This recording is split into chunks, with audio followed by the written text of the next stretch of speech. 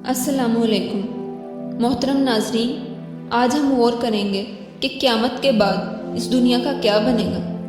کیا یہ زمین، آسمان، پہاڑ اور سمندر ہمیشہ کے لیے قائم رہیں گے، یا وہ وقت قریب ہے جب یہ سب ختم ہو جائے گا؟ کیا انسان کی بنائی ہوئی ایجادات، شہر اور اس کی محنت کا کوئی نشان باقی رہے گا؟ یہ سوالات صدیوں سے انسان کے ذہن میں گردش کرتے آئے ہیں، لیکن کیا آپ جانتے ہیں کہ اس دنیا کا آغاز کیسے ہوا تھا اور قیامت کے بعد اس کا اختتام کیسے ہوگا؟ حضرت آدم علیہ السلام کی تخلیق سے جنات کی بغاوت تک اور قیامت کے دن زمین و آسمان کی تباہی تک ایک ایسی داستان ہے جسے جان کر آپ کی روح کانپ اٹھے گی۔ آج ہم ان حقائق کا پردہ چاک کریں گے اور یہ بھی بتائیں گے کہ وہ کون سی مخلوق تھی جو انسانوں سے پہلے اس زمین پر بستی تھی، اللہ نے حضرت آدم علیہ السلام کو کیوں پیدا کیا، اور قیامت کے دن اس دنیا کا کیا حشر ہوگا، یہ دنیا کس انجام کو پہنچے گی۔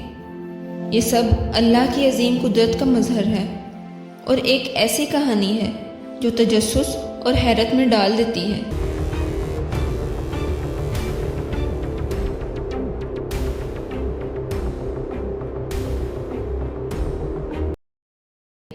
تصور کریں کہ کائنات کا کوئی وجود نہیں تھا، نہ وقت تھا، نہ جگہ تھی، نہ روشنی اور نہ تاریکی، صرف اللہ کی ذات تھی جو ہمیشہ سے ہے اور ہمیشہ رہے گی۔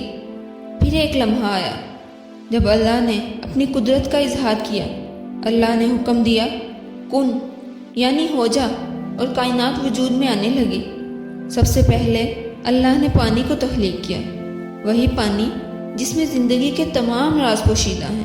پھر اللہ نے ایک عظیم دھوئیں کو پیدا کیا جس سے زمین اور آسمان کو الگ کر دیا گیا۔ یہ دھواں اللہ کی عظمت کی نشانی تھا جسے انسانی عقل مکمل طور پر سمجھ نہیں سکتی اور نہ سمجھ سکے گی، کیونکہ یہ اللہ تعالیٰ کی عظیم قدرت کا مظہر ہے۔ قرآن پاک کی سورۃ الانبیاء میں اللہ تعالیٰ فرماتے ہیں، کیا وہ نہیں دیکھتے کہ ہم نے آسمان اور زمین کو ایک ساتھ پیدا کیا اور پھر انہیں الگ کر دیا۔ زمین کو ایک وسیع میدان کی صورت میں بچھا دیا گیا، پہاڑوں کو زمین کے ستون بنا دیا تاکہ زمین مضبوطی سے قائم رہے۔